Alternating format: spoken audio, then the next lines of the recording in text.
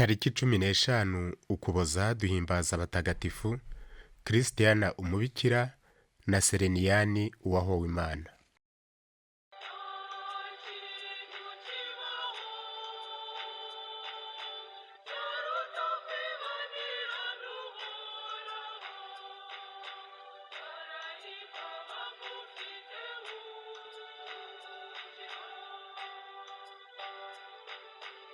Mutagatifu Christiana yabayeho ahagana mu mwaka wa 400 igihe umwami Constantino agabye ibitero by'abaromani mu ntara Georgia.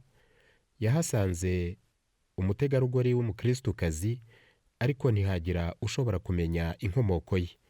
Yari umuntu w'ingeso nziza, agakunda gufasha abantu kandi akazirana n'uburyarya. Yivugiraga ubwe ko yamamaza ingoma ya Kristo.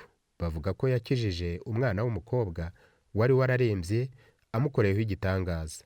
Hari kandi ubundi umwamikazi yamutumyeho ngo aze mu ngoro ye kuko yari yarazahajwe n'indwara, nyamara Christiana atinya kujya mu ngoro y'umwami, nuko umwamikazi asaba ko bamujyana kwa Christiana.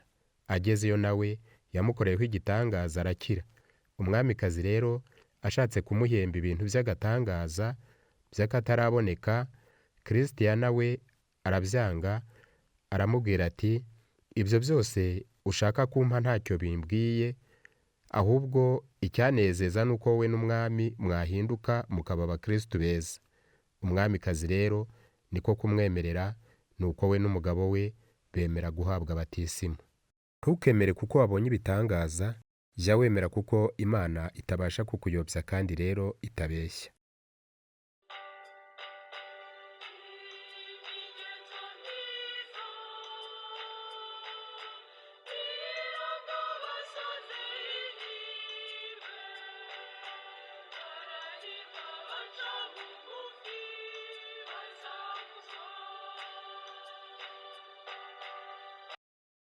Abandi batagatifu bizihizwa uyu munsi. Muri Afurika turahimbaza mutagatifu Sereniyani na bagenzi be bandi 6 bahowe Imana. Mwabiteguriwe kandi mubigezwaho na komisiyo y'itumanaho ya Paroisse Crete Congo Nil. Murabyumva mu ijwi rya André ku bufatanye na Holyland TV Rwanda. Mugira amahoro.